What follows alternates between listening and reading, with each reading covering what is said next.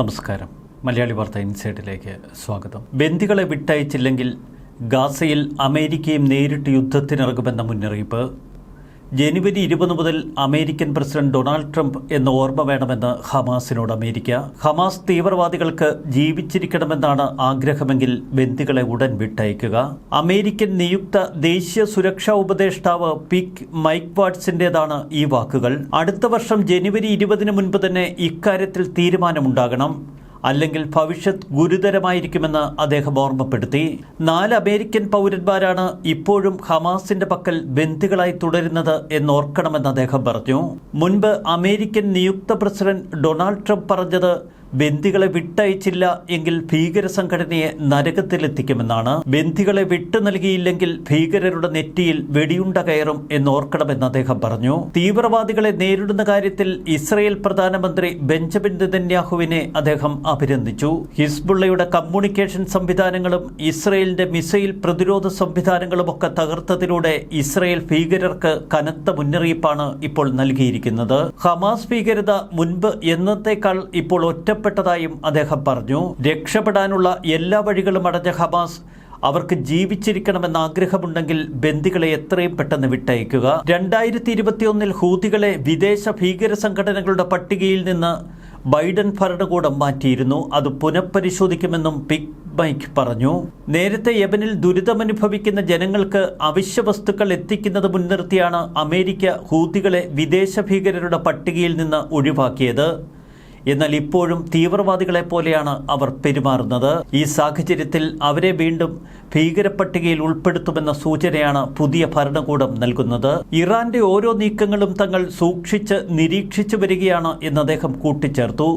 Saudi അറേബ്യയുമായി ഇക്കാര്യം ഞങ്ങൾ ചർച്ച ചെയ്യുന്നു. ഗസയെ തീവ്രവാദികളിൽ നിന്ന് മോചിപ്പിച്ചതിന് ശേഷം അതിനെ മികച്ച ഇടമാക്കി മാറ്റുമെന്നും മൈക്ക് പറഞ്ഞു. വെടിനിർത്തൽ കരാർ ചർച്ചകൾ അന്തിമവേളയിലാണ് എന്ന വാർത്തകൾ വന്നതിന് തൊട്ടു പിന്നാലെയാണ് ഇപ്പോൾ നിയുക്ത പ്രസിഡന്റിന്റെ ദേശീയ സുരക്ഷാ ഉപദേഷ്ടാവ് കർശന മുന്നറിയിപ്പുകൾ നൽകുന്നത്. ഡൊണാൾഡ് ട്രംപ് എങ്ങനെയാണ് ഗസ വിഷയം കൈകാര്യം ചെയ്യുന്നത് എന്നതിൻ്റെ വ്യക്തമായ ഒരു സൂചനയാണ് അദ്ദേഹം ഇപ്പോൾ ലോകത്തോട് പറയുന്നത്. മറുവശത്ത് ഗസ സിറ്റിയിൽ ഇപ്പോഴും രൂക്ഷമായ ആക്രമണങ്ങൾ ഇസ്രയേൽ തുടരുന്നു. ഇക്കഴിഞ്ഞ ദിവസം ഒരു സ്കൂളിൽ നടത്തിയ ആക്രമണത്തിൽ 32 പലസ്തീൻകാർ കൊല്ലപ്പെട്ടു. മുസ ബിൻ നുസൈർ സ്കൂളിൽ ബോംബിട്ടതിനെ തുടർന്നാണ് കുട്ടികളടക്കം 8 പേർ കൊല്ലപ്പെട്ടത്. വടക്കൻ ഗസയിലെ കമൽ അദ്വാൻ ആശുപത്രി ഒഴിയാൻ ഇസ്രയേൽ അന്ത്യശാസനം നൽകി. ഇക്കാര്യം ആശുപത്രി ഡയറക്ടർ തന്നെയാണ് പറഞ്ഞത്. രോഗികളെ ഒഴിപ്പിക്കാൻ ആംബുലൻസ് ഇല്ലാത്ത സ്ഥിതിയാണ് എന്ന് അദ്ദേഹം വ്യക്തമാക്കുന്നു. എന്നാൽ ആശുപത്രിയിൽ വലിയ തോതിൽ ഹമാസ് ഭീകരർ നുഴഞ്ഞു കയറി എന്നാണ് ഇസ്രായേൽ പറയുന്നത്.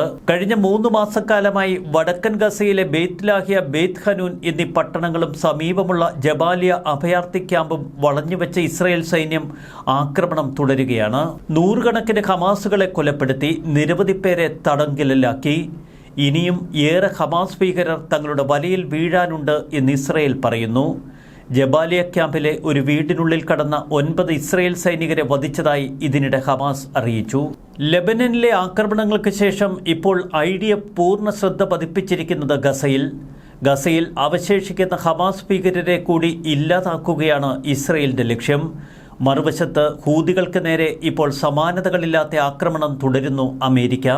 US സൈന്യം യമൻ തലസ്ഥാനമായ സനയിൽ വൻ ബോംബാക്രമണമാണ് ഇക്കഴിഞ്ഞ മണിക്കൂറുകളിൽ നടത്തിയത്. 14 പേർക്ക് പരിക്കേറ്റു.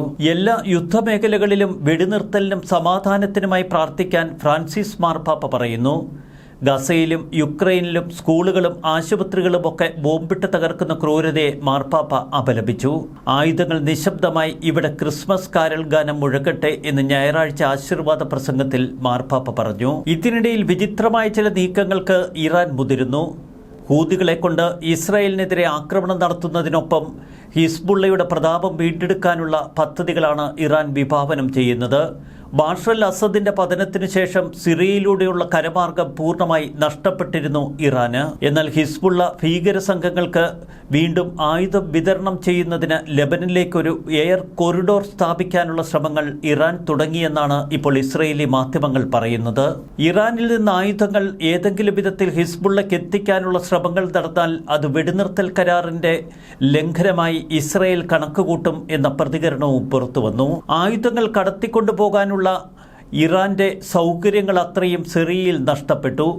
അതുകൊണ്ട് തന്നെ ബെയ്റൂത്ത് വിമാനത്താവളത്തെ അതിന്റെ പുതിയ ലോജിസ്റ്റിക് ഹബ്ബാക്കി മാറ്റാനുള്ള ശ്രമമാണ് ഇറാൻ നടത്തുന്നത്.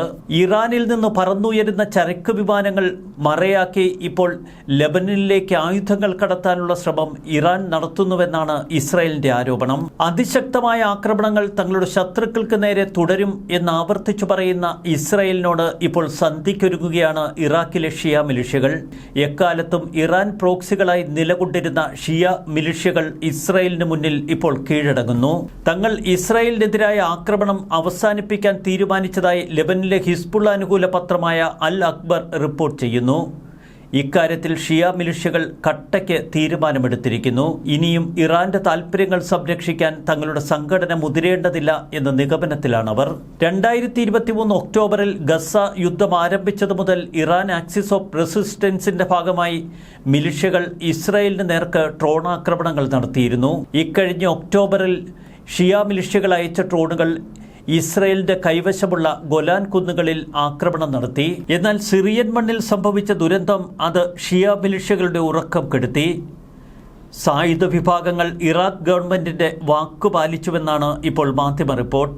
തുടർച്ചയായി ഇറാഖ് സർക്കാർ ഷിയ മിലിഷ്യകളോട് അഭ്യർത്ഥിച്ചു, ഇനിയും ഇസ്രായേലിനെതിരെ ആക്രമണങ്ങൾ തുടർന്നാൽ അവർ ഇറാഖ് കേന്ദ്രീകരിച്ച് ആക്രമണം നടത്തും. അത് തടയാൻ നമുക്ക് മാർഗമില്ല. രക്ഷിക്കാൻ ഇറാനും കളത്തിലിറങ്ങില്ല. ബാഷർ അൽ അസദിന്റെ ഭരണത്തെ അട്ടിമറിച്ചതിനേക്കാൾ മോശമായ ഒരു സാഹചര്യത്തിലേക്ക് ഇറാഖും കടക്കുമെന്ന് അവിടുത്തെ ഭരണകൂടം ഭയന്നു.